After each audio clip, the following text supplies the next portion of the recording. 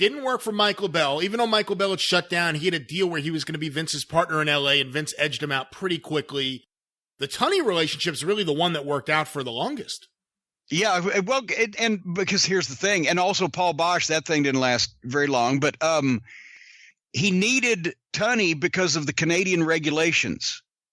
They're needed. That's why I can't quote. Maybe you ought to get Stephen P. New on for this, but I don't know if immigration law is his. But I can't quote the exact laws, but I know that for one thing, to be on television in Canada at one time, you had to have a certain amount of Canadian content, which is why that they kept taping some of the syndicated shows up in Canada, and Tunney was important in that.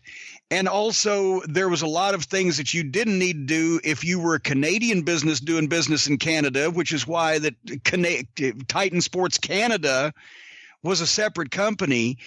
And even in the mid-'90s, when we worked Canadian shows, we used to get separate checks. The regular United States WWF checks were green, but the Titan Canada checks were blue from a different account signed by different people. And they were also worth less money because they were in Canadian dollars, which at the time was worth like 62 cents versus the American dollar. So we hated to get those blue pieces of paper.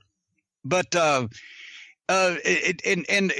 over Canada, Tunney had a payoff in all those towns because he was the Canadian citizen and company or affiliated with same that facilitated all that stuff going on for the WWF in Canada. So he was more necessary, especially being located right there in Toronto. The family's been big time promoters and tied in politically for 50 years or whatever at that point, versus poor old Stu Hart way out in Calgary, which I'm sure they considered the New York folks probably considered the Tennessee of Canada.